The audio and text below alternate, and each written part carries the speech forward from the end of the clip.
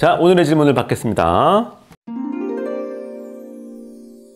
추나요법 자생한방병원의 가장 대표적인 치료법이죠. 추나요법이 뭔지는 다들 아시는데 이거 내가 받아도 되나? 내가 이 정도 통증에 추나받기에 너무 부담이지 않나? 이런 분들을 위해서 어떨 때 추나요법을 받으면 좋은지 이런 것들을 정리해서 알려드리겠습니다. 추나요법은 비정상적으로 틀어진 인체의 뼈, 근육, 관절 이런 것들을 정상의 위치로 돌려주어서 통증을 완화시켜주고 척추나 주변 조직 기능을 원활하게 해주는 한방 수기요법으로서 주로 근골격계 질환을 가진 분들에게 활용해 볼 수가 있습니다. 또한 이유 없는 통증을 호소하시는 분들도 추나요법 받으면 좋습니다. 병원에서 별다른 이상은 없다, 엑스레이 찍어봐도 없고 부러진 데도 없다 하는데도 뚜렷하게 설명하기 어려운 이런 통증, 나만 아는 증상들, 가령 자꾸 치마가 한쪽으로 돌아간다든지 신발 밑창이 좌우 닳는 속도가 다르다든지 이런 것들 생기면 척추나 관절 주변 근육이나 인대, 힘줄 같은 연부 조직들, 신경, 림프절, 혈관 등 다양한 조직들을 압박해서 나타난 현상이라고 볼 수 있습니다. 이러한 현상은 MRI나 CT, 엑스레이 이런데 나오지가 않죠. 기능적이기 때문에 이런 것들을 추나요법을 통해서 비대칭된 체형이나 미세하게 틀어진 관절들, 비정상적인 연부 조직들을 개선합니다. 그렇게 되면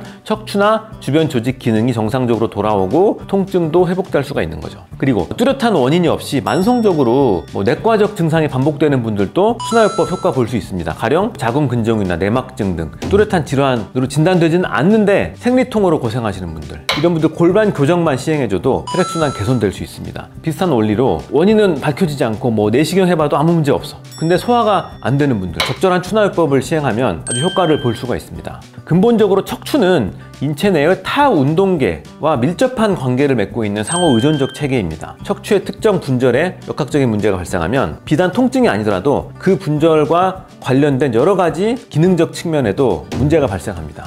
이러한 변화와 문제가 지속되게 되면 비정상적인 부하가 계속 가해지면서 또 관절과 연부 조직이 약화되고 2차적으로 또 조직 내에 피로 물질들이 축적이 되고 2차적으로 또 관절이 불안정해지면서 퇴행성 관절염들이 생기고 이런 악순환들이 계속됩니다. 이런 퇴행성 악순환은 문제가 발생한 관절에만 국한돼서 적용되는 것이 아니고 신경이나 혈관 등으로 연결되어 있는 여러 운동계 아니면 다른 순환계 이런 쪽에서 문제가 발생할 수 있습니다. 또 다른 레벨의 관절이나 이런 척추에서도 보상적으로 또 기능 부전과 퇴행성 변화가 일어날 수가 있는 거죠. 추나요법은 임상에서 환자의 역학적인 기능 부전을 비교적 초기 단계에서 찾아내죠. 나중에 기질적인 문제가 발생하기 전에 이제 기능적인 부분을 해결하는 거기 때문에 이것이 비가역적인 만성 단계로 진행하기 전에 치료할 수 있도록 큰 의의가 있습니다. 그러니까 통증이 너무 심하거나 이렇지 않더라도 조금의 문제가 발생했을 때부터 추나요법을 받으시면 좋다.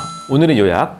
추나요법은 근골격계 질환을 가지신 분, 또 병원에서 별다른 이상은 없다고 진단받았으나 이유 없는 나만 아는 그런 통증이나 불편 등이 있으신 분, 뚜렷한 원인 없이 만성적인 내과 증상도 반복되는 분, 이런 분들이 받아야 됩니다.